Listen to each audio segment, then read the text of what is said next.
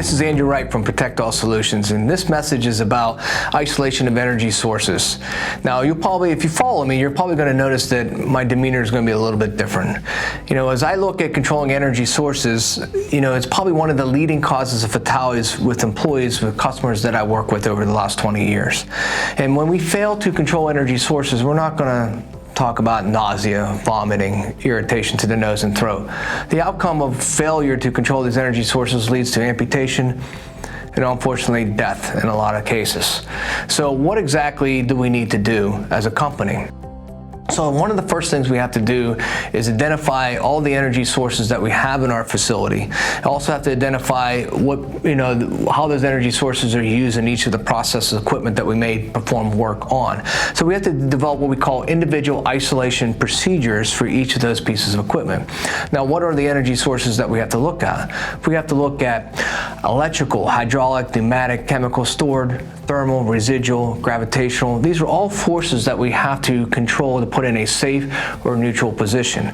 So we start with a isolation procedure, then we train our employees on the requirements of 29 CFR 1910-147, which deals with controlling these energy sources. And part of that training is to make sure they understand how to follow the procedures and also to engage a lockout device. And a lot of times referred to as a lock, but it could be any kind of device that has a strength like a lock to isolate these energy sources in that neutral or safe position. So the first thing we want to do is make sure that any employee that is engaged in a process that may be engaged in the isolation of a vessel or a piece of equipment has their personal lock on that equipment, and that key is firmly put in their pocket, in their possession as part of that. The next thing we want to do after we isolate it with a lockout type device is that we tag it. Now, that danger do not operate tag that you so commonly see has the date and it has the reason for isolation, has a person's name. Now, sometimes the name could be engraved on the lock itself, but we want to make sure that we accomplish whose lock that it is and the reason why it's being isolated.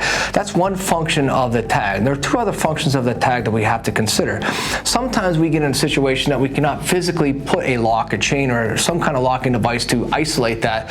So the only thing we're left to do is to tag it out in that safe or neutral position. It's not foolproof, but it's better than not being able to lock it out at all. Now, it leads us to the third reason why we want to use a tag in a lockout, tagout, tryout situation is that the third thing is probably puts us at the most critical position when we go into what we call live troubleshooting. Now, in live troubleshooting, we may re-energize that piece of equipment. We may engage in and watching to see if the maintenance or the work that we did on it was successful. Now, under the regulation, that requires us to put the guards back in place that were supposed to be there before we re-energize it. And then not any portion of our body is in that process, if it was operating, would be negatively impacted. However, the human element is, because of time, we make decisions. We don't necessarily always put the guards back on when we go into live troubleshooting mode. So it's important that we tag it out, the equipment, even though it's energized, because sometimes our maintenance and employees may not talk with our production employees and vice versa. So we want to always fully communicate what is exactly going on. We want to put the guards back on, but we also want to make sure that we tag out that equipment even when it's energized and we're in live troubleshooting mode as part of that. Now, the last one is the try. And now sometimes programs even call lockout, tagout, but don't always include the try portion.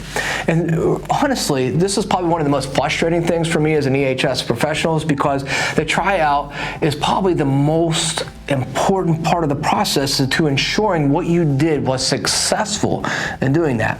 A lot of times as the human element, we get into what we call preventative maintenance. Is something that we go and isolate a piece of equipment on a regular basis, and we get used to that and we're successful and nothing happens to us. We eventually don't do the tryout part. We have to do it every single time. That's confirmation. That is absolute confirmation that what we do, because strange things happen. And you could have a tow motor that hits a disconnect switch and we think that the knife is no longer engaged and it still actually is engaged, even though you put a lock on it. So the tryout is probably the most important part to ensure that you're going to go home that day.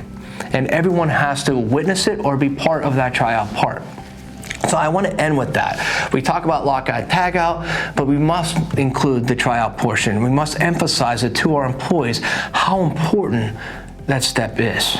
So this is Andrew Wright with Protect All Solutions. Remember, safety is a value.